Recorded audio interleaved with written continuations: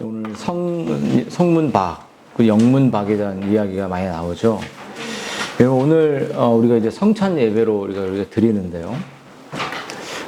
정말 예수님이 나의 죄와 내 허물과 또 매일의 일상의 삶을 다 용서하시고 또 나를 구원해 주기 위해서 오늘 이 영문 밖에, 성전 밖에 정말 버려졌다는 사실이 정말 내 안에 감사가 있는지 한번 돌아봤으면 좋겠습니다. 정말 최고의 감사는 아이가 좋은 대학에 가는 게 아니죠. 최고의 감사는 아내와 남편이 남편이 돈을 많이 버는 거 그런 것도 아니죠. 여러분, 최고의 감사는 정말 부모에게 있어서 최고의 행복은 내 자녀가 영적인 사고를 하고 영적인 언어를 하는 것. 이것이 여러분 정말 가장 최고로 기대하는 것인가요? 아니면 아이가 정말 좋은 대학에 가고 좋은 길로 가는 것만 기대합니까? 만약 후자라면 여러분은 죄를 짓는 거예요. 엄청나게. 여러분 부모 세대들은. 여러분, 우리의 인생에 가장 값진 것은 하나님이 아들을 우리에게 보내셨고 그 아들을 내게 주신 그 사실이 평생토록 감사가 터져 나와야 돼요. 그 찬송의 제사를 지낸다고 하잖아요. 찬송할 수밖에 없는. 바울이 에베소를 쓰다가 찬송하리로다 이게 갑자기 찬송이 터져 나오잖아요. 이런 고백이 있는 것처럼. 그래서 여러분, 오늘 성경에서 말하는 이 십자가, 이 영문 밖에서 주님이 이제 성전 밖에서 십자가에 죽으셨다는 거죠. 이 사건은 구약의 레위기, 졸려오면 일어나. 인상 쓰지 말고. 이 구약의 레위기에 이 예수님의 대속죄일에 정말 대제사장만 들어가서 죄인들에게 용서를 구하고 기도하는 그러한 예수님이 우리의 죄를 다 담당하시고 죽으신 그 배경을 가지고 있죠. 여러분, 예수님께서 우리의 죄를 위해 죽으시고 그것을 영문 밖에서 버려주시고 부활하셔서 우리의 모든 죄의 짐을 다 없애주시고 죄의 속죄를 완성하셨습니다. 속죄가 끝났다는 거예요. 창조도 완전한 것처럼 뮤신지나 이런 거 있는 것처럼 이미 컴플릿되고 스탑됐는데 계속 뭔가 진화됐다는 이야기인 것처럼 창조도 완전하지만 구속조차도 완전하다는 거예요.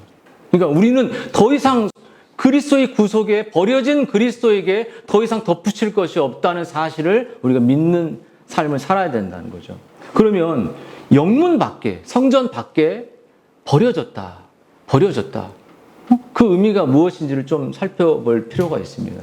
여러분, 영문 밖에 버려졌다는 첫 번째 의미는 여러분, 구약의 종교 의식들은 이미 다 가짜라는 거예요, 이제. 그러니까 레위인들이 또 이스라엘 백성들은 그 성전 안에서, 영문 안에, 성전 안에서 구약의 제사를 또 짓고, 또 예배하고 있었습니다. 이미 그리스도께서 구속을 완성했음에도 불구하고 또 종교성을 가지고 그리스도의 죽으심을 부인하는 일을 계속 하고 있는 거예요. 그래서 그들이 가지고 있는 종교적인 행위는 가짜야. 이걸 말하는 거죠. 그들이 했던 것은 예수 그리스도의 속죄가 부족하거나 그 속죄를 부인하는 사건과 마찬가지라고 말할 수 있죠. 그 영문 밖에서는 주님이 죽으셨지만 영문 안에서는 종교적 예배가 드려지고 있는 거예요. 여러분, 두 번째, 이 영문 밖에 버려졌다는 의미는 유대주의의 종교성, 그러니까 유대인들이 지금 예배드리는 모습, 기복주의, 율법을 지켜서 구원받는 거, 이런 모든 그런 가치 체계들이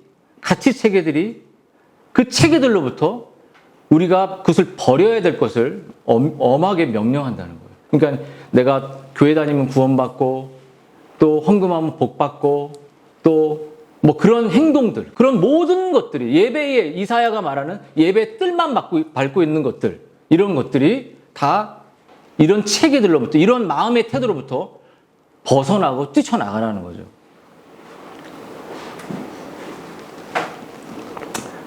이런 또 한 가지 영문 밖에서 주님이 죽으셨다는 것은 주님의 죽음은 유대인이나 이방인이나 하나님의 택한 자들을 향해 그분이 죽으셨다는 거예요. 택자들을 위해 그분이 버려졌다는 거죠. 그리고 택자들은 하나님의 때에 하나님의 말씀을 통해서 돌아오게 되어 있어요. 여러분, 우리가 그 택자를 어떻게 알 수 있냐라는 것은 우리가 뭐 100% 알 수는 없지만, 하나님의 선택받은 사람들은 특징들이 뭐냐면 감정이 폭발할 수 있고 소극적일 수 있고 싸울 수 있고 여러 가지 형태를 가질 수 있습니다. 우리의 삶 속에. 근데 다시 진리로 돌아온다는 거예요. 진리 가운데. 만약에 교회 안에 장로님이나 안수집사나 이런 분들이 택자요 거듭나지 않은 사람이 장로와 집사가 된다면 목사가 전하는 하나님의 말씀의 권위 위에 서버리게 돼요. 거듭나지 않았기 때문에. 거듭나지 않은 사람들의 특징은 자신의 내면의 감정이, 자신의 경험이 최고이기 때문에 진리를 눌러버리는 거예요. 진리를 짓밟아버려요. 그런 자들이 당회를 이끈다면 교회는 망하게 되는 거죠. 절대 장로가 되면 안 됩니다. 그런 분들은. 하나님의 말씀에 복종할 수 있는 분들이 교회의 리더가 돼야 돼요. 가정도 그렇습니다. 그래서 여러분들에게 정말 그런 택자의 모습들이 정말 있어야 되고, 주님이 택자들을 위해 죽으셨다는 거죠. 근데 여러분, 중요한 것은 그럼 영문 밖에서 죽으셨다는 이러한 신학적인 이런 교리적인 의미를 넘어서 그분이 영문 밖에서 버려졌다는 것은, 영문 밖에 버리는 건 뭐냐면 성전 밖에는 더러운 것들을 버립니다.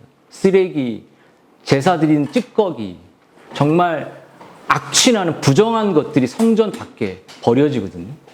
근데 예수님이 어떻게 버려졌냐면 성전 안에서는 아름다운 제사가 지어지고 있고 성전 안에서는 아름답게 예배하고 있지만 우리 주님은 정말 골고다게 죽으셔서 십자가 영문 밖에 아주 쓰레기 취급을 당하신 거예요. 버려진 수치와 배척과 미움과 정말 버려짐의 장소가 바로 영문 밖의 장소라는 거예요. 그렇죠? 그렇다면 여러분, 가장 부정한 곳을 버려지는 그곳에, 여러분 음식물 찌꺼기가 엄청 모여있는 그 장소에 가면 악취가 나잖아요. 근데 그곳에서 여러분이 목욕할 수 있나요? 그곳에 누워있을 수 있나요? 없잖아요. 가장 더럽고 추한 곳에 예수님이 버려졌죠. 그렇다면 여러분, 우리는 그러면 이 영문 밖에서 버려지신 이 그리스도, 가장 더러운 게 뭐예요? 우리의 마음속에. 여러분의 감정 아닙니까? 가장 더러운 게 여러분의 입이죠. 가장 더러운 게 여러분의 생각이죠. 가장 더러운 게 여러분의 행동이죠. 가장 더러운 게 우리들이 추구하고 있는 그러한 피상적 관계들이죠. 그렇지 않겠습니까? 가장 더러운 것이 우리의 내면으로부터 나온다고 말씀하셨어요. 그렇지 않아요? 내면으로부터 그게 트집어 나오잖아요. 끝없이 깨끗한 척 하면서도 부정적인 마음을 갖고 끝없이 깨끗한 척 하면서도 도도한 척 하는, 자기 부인이 없는, 우울감에, 열등감에 사로잡혀 있는 그런 사람들. 여러분, 그래서 제일 중요한 건 주님이 좋은 곳에 버려진 게 아니라 영문의 쓰레기 더미에 버려졌다는 거죠. 유대인들이 부정하다 느끼는 곳에 버려졌어요. 근데 그곳에 우리가 가야 하는데 우리는 늘 성전 안에서 좋은 깨끗한 옷을 입고 좋은 형태만 갖고 살아가려고 한다는 거예요. 기독교가 이게. 여러분, 쉬운 관계, 쉬운 만남, 쉬운 대화 이런 것만 하려고 하죠. 정말로 주님이 더러운 곳에 버려진 바울은 그 고난을 내가 동참하고 싶다고 말했는데 여러분 그런 것들에 대한 여러분과 아무 상관이 없는 삶을 살고 있다는 거죠. 여러분, 주님은 자기가 드러나는 곳에 명성 없게 만드셨다 그래요. 자기를. 우리는 명성 있고 싶잖아요. 조금 스포트라이트 받고 싶잖아요. 동등됨에도 불구하고 동등되지 않으려고 계속 주님은 자기를 낮추셨음에도 불구하고 우리는 끝없이 드러내죠. 없는 것에 좀 나아지면 또 드러내요. 영문 밖이 아니라 영문 안에 있는 거예요, 이게. 끝없이 자기의 본성과 자기의 가치 체계 안에, 유대주의적 체계 안에, 기복주의적 체계 안에 하나님이란 그림을 자기 마음대로 그려놓고 영문 안에서 살아간다는. 이 교회 안이 그런 영문 안이 될 수 있다는 거예요. 자칫 잘못하면. 작더라도. 크면 얼마나 그냥 백화점 같겠습니까? 여러분, 그래서 여러분 영문 밖에 주님이 버려졌을 때 우리의 실천적인 삶이 뭘까요? 그 첫 번째는 여러분 세상에 소망을 두지 않고 사는 거예요. 여러분 13절 14절을 보십시오. 우리는 그 능력을 지고 영문 밖으로 나아가자.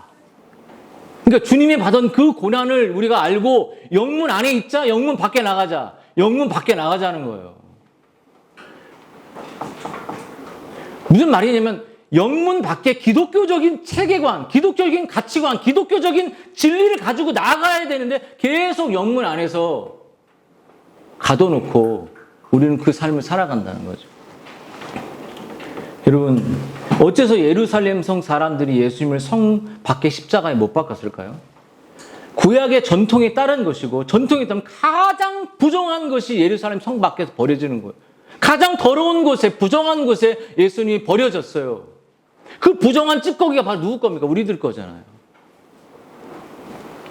여러분, 우리는 세상이라는 성, 자기만의 성, 자기가 구축한 성, 이 성 밖으로 절대 안 나옵니다. 주일에만 잠깐 나오는 거예요, 이게. 그게 무슨 여러분들이 가지고 있는 영문 밖에 그리스도에 버려지면 아는 신앙이 아니라는 거죠. 늘 하늘의 얘기를 해도 땅을 바라보고 늘 아이에게 하늘의 가치를 심어줘야 되는데 땅의 가치를 심어주고 있는 정말 그렇게 주님을 바라보고 여러분의 자녀를 그렇게 키우고 있습니까? 여러분 그렇게 서로 부부끼리 이야기하고 있나요? 여러분 어디에 소망을 두고 있습니까? 자식에게 소망을 두고 있나요? 아니면 교회에 소망을 두고 있나요? 아니면 남편에게 아내에게 소망을 두고 있나요? 다 무너지게 될 것이에요. 철저하게 배반당하게 될 것입니다. 왜냐하면 그리스도 외에 소망을 두는 모든 것들은 무너지게 되어 있어요. 깊은 절망을 하나님이 허락하시고 그건 하나님이 주시는 것이 아니라 그것은 인생 채찍과 사람 막대기로 그 고난을 겪게 하실 거예요. 네가 그리스도 없이 가정을 이끌어? 네가 그리스도 없이 아이를 키워? 그리스도 없이 영문 안에서만 종교 생활만 하는 그 이스라엘 백성들에게 뜰만 밟지 말고 오지 마. 이렇게 말했어요. 얼마나 주님이 힘드셨으면 오지 말라고 말합니까? 뜰만 밟으려면 오지 마. 회개하려면 와. 이렇게 말했겠죠. 여러분, 정말로 여러분, 우리의 시민권이 하늘에 있다. 이게 잘 안 들리지 않습니까? 여러분, 나를 위해 자신의 살과 피를 내어주신 그분을 기다리는 마음. 내가 그분의 나라에 언젠가 들어가게 될 것이다. 이 종말론적이고 현실적인 그 가치. 내 세상의 젊음과 아이들의 젊음과 내 인생은 점점 늙어가고 얼굴에 점점 죽음의 기운이 가다올 때도 낙심하지 않을 수 있는 겉사람이 후패해도 낙심하지 않을 수 있는 유일한 이유. 바로 그리스도에 버려진 그리스도의 용서에 있다는 거죠. 그렇지 않겠습니까? 이 소망 중에 살면 우울할 수 없어요. 우울함이 몰려올 때마다 이 소망으로 들어가는 거예요. SNS에 들어가지 않고 소망으로 들어가는 거죠. 여러분 두 번째, 영문 밖에 버려진 그 은혜를 아는 성도의 삶은 항상 찬미가 넘칩니다. 찬양이. 여러분 어때요? 오늘 주일날 여러분 왔을 때 기쁨이 있습니까? 어떻습니까? 딱 얼굴 봤는데 어색해. 그런 마음이 있어요. 어때요? 저 보면 기뻐요, 안 기뻤어요? 인상 팍 쏘고, 쟤같이 아내하고 이렇게 어떤 모습으로 여러분이 있으면 모르지만, 아내를 볼 때, 아이를 볼 때, 지체들을 볼 때, 너무 기뻐요. 함께 찬미할 수 있는 자자예요. 예수님의 이 버려짐과 구속의 은혜를 받은 사람들의 마음 속에 정말 기쁨이 일어나는 거죠. 너무 기쁨이. 여러분, 예수님의 그분의 삶과 죽음과 부활과 승천과 이 중보와 재림과 그 영광, 이 십자가의 모든 생명이 바로 현재적으로 내 삶에 이루어지고 있다는 사실이 내 안에 찬미가 나오는 거예요. 돈이 없을 수 있고 경제적으로 위축될 수 있죠. 그건 그거죠. 그것을 뛰어넘을 수 있는 심령이 돼야죠. 여러분, 세 번째, 여러분 영문 밖에 그 삶은 자기의 세계로부터 빠져나오라는 거예요. 이게 무슨 말이죠? 자기 본성, 자기 자아, 유대인들이 그려놨던 유대주의의 안전함, 종교적인 안전함. 그래서 우리 이 사도가 영문 밖으로 나아가자라고 말하는 것은 종교적인 안전함, 네가 추구하고 있는 안전함, 네가 생각하고 있는 너의 자아의 세계, 그거 버리고 밖으로 나오라는 거예요. 사랑하는 여러분, 영문 밖의 삶은 유대인들에게 또 진리를, 종교를 추구하는 사람들은 모든 유대주의를 포기하는 일이었어요. 성전 밖에, 영문 밖에 나가서 그러한 영문 밖에 나가는 삶은 그들이 추구하는 거대한 유대주의라는 세상이라는 거대한 물길을 거부하는 거예요. 그럼 얼마나 외롭게 되고 도태되고 핍박받고 고난받겠죠. 이 말은 무슨 말이냐면 너희들의 삶의 진짜 안전지대가 그리스도니까, 너희들의 삶의 유일한 소망이 그리스도니까 그리스도께로 나아가는 거 외에는 거기에 있으면 우리는 죽는다는 거예요. 그 본성에 살아가면 죽는다는 거예요. 이 말은 무엇이 말이죠? 여러분, 이 말은 아이들에게 세상의 공부보다 진리를 택해라. 남편은 아내에게 외적인 것보다 영적인 걸 추구해라. 세속적인 것보다 거룩한 걸 추구해라. 이러한 권면을 끊임없이 가정과 아이들에서 일어나는 거예요. 가정에서.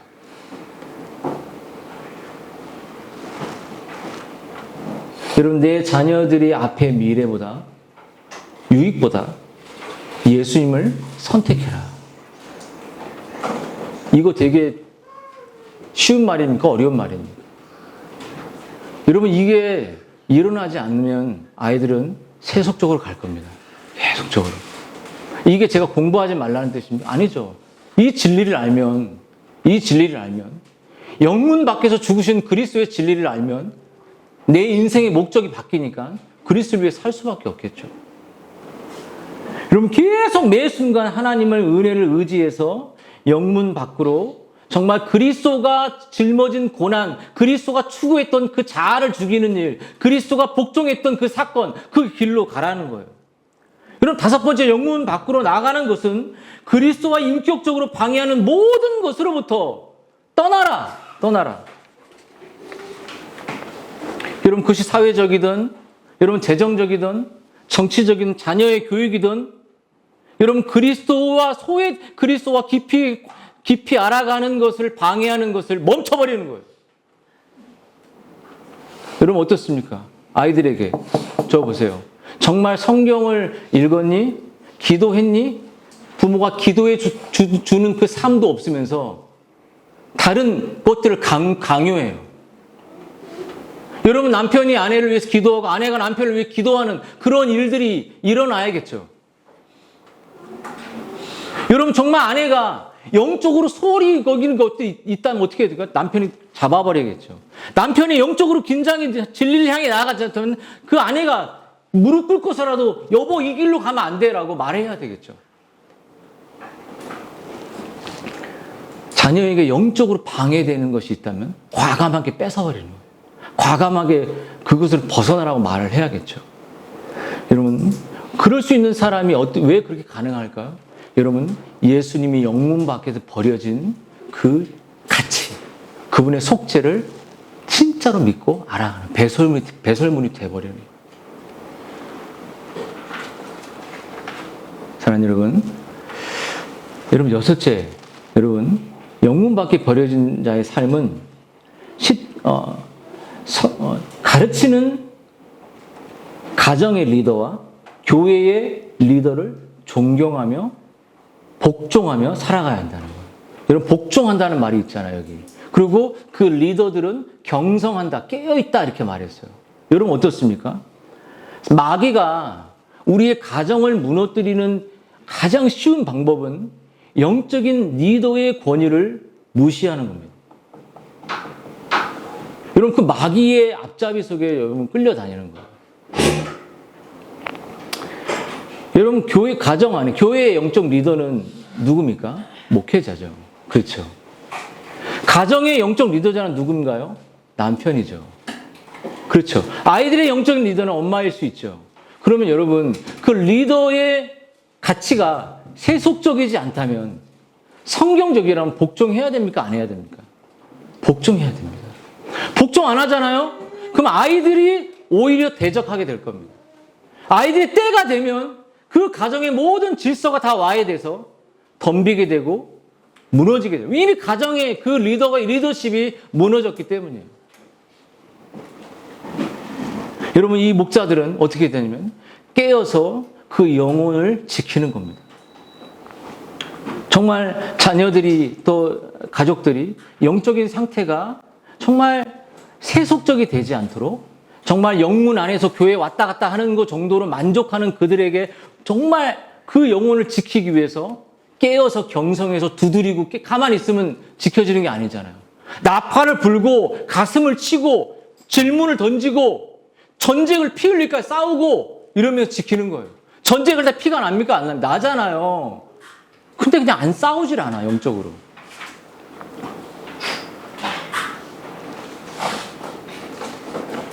여러분, 이런 삶을 우리가 영문 밖에 살아갈 때 마지막 7번째 단계가 가능한 겁니다. 여러분, 우리가 이 영문 밖에 버려지신 예수 그리스도를 우리가 사랑하게 되고 믿게 될 때 이제는 가족을 지키고 또 그 가족의 영혼의 마음들을 경성해서 지킬 때 어떤 은혜가 생기냐면 우리 교회의 지체들이 한 가족이 되고 그 가족들을 깊이 그 가족의 영혼을 사랑한다는 거예요. 여러분, 이런 요한이 이렇게 말했던 것처럼 정말 너희들이 하나님을 사랑하면 지체를 사랑하게 된다라고 말했던 것처럼 여러분, 하나님의 사랑을 받은 그 영문 밖의 구속의 은혜를 받은 증거는 뭐냐면 영문 밖에 버려져서 영문 밖에서 진리를 추구하고 영문 밖에서 그리스도가 추구했던 자아를 죽이는 그러한 일들을 살아가는 사람들을 찾아가고 그들과 함께하고 그들과 교제하고 그들을 격려하는 이 공동체를 형성한다는 거예요. 그들의 안에 있는 그리스도를 보길 원하고 그들의 안에 있는 예수님을 사랑하길 원하는 거죠. 이 지체를. 여러분, 이것이 되지 않으면 이미 가정은 이미 가정이 아닌 거예요. 그냥 법적 가정인 거예요. 영적 가정 아닙니다. 교회도 교회 아닌 거예요. 아무리 웨스터민스터 기준 갖다 대면 뭐합니까? 그럴 필요 없습니다. 이것을 살아내고 몸부림치는 깨어서 리더는 경성하고 그 양들을 지켜내기 위해서 그 영혼에게 소리치고 영적 권위를 말하고 이런 일들이 교회에 일어나지 않으면 그냥 가만히 애들 놔두고 잘 때도 기도도 안 해주고 영적 이야기도 안 해주고 영적 대화를 하면 어떻게 됩니까? 다 거부하기 때문에 남편도 지치고 아내도 지치는 거예요. 그래서 그냥 가장 강력한 법은 가족이에요, 가족. 가장 강력한 그 마귀의 소굴 속에 우리를 공격하는 것은 서로예요, 서로. 이미 강력한 벽이 쳐 있어서 들어갈 수 없어요. 장사가 어디 있습니까? 장사가. 그렇게 영문 밖이라는 것은 영문 이전의 성전 안에서의 세속적인 삶이 이제 단절된 거예요. 이제 새로운 삶이 열렸는데 옛날에 살아왔던 언어, 생각, 행동, 마음이 똑같아. 뭐가 달라졌어요, 우리가? 달라진 사람이 뭐 있나요? 달라졌어요? 조금만 지나면 그 본성이 나와서 그대로 행동하는 여러분이 무슨 영문 밖에 있다고 말합니까? 언어가 바뀌었습니까? 생각이 바뀌었나요? 내가 지체를 대하는 태도가 예전랑 달라졌나요? 아니잖아요. 뭐가 달라져? 똑같은데. 그럼 여러분이 영문 안에 남아있든지 신장 아니든지 영문 안에 영문 밖에 안에서 그냥 종교 생활만 즐기는 사람인지 둘 중에 하나겠죠. 영문 밖은 그리스도가 버려진 삶에 그리스도의 그 속죄를 같이 동참하는 거예요. 그럼 어떻게 되겠어요? 완전히 다른 삶이에요. 다른 삶이 있냐고요. 한번 가족들에게 물어보십시오. 달라졌는지. 아이들에게 엄마가 달라졌는지. 아이들에게 아빠가 달라졌는지. 맨날 똑같은지. 영적인지 물어보시라고요. 아니라면 여러분은 마귀가 조종하고 있는 것을 당하고 있는 거예요. 사랑하는 여러분, 영문 밖의 삶은 나 중심의 삶에서, 나 중심의 가치, 나 중심의 생각에서 정말 주님 중심의 삶으로, 주님이 희생했던 삶으로, 주님이 추구했던 삶으로 나아가는 거예요. 말만 떠벌리는 그런 거 아니에요, 진짜.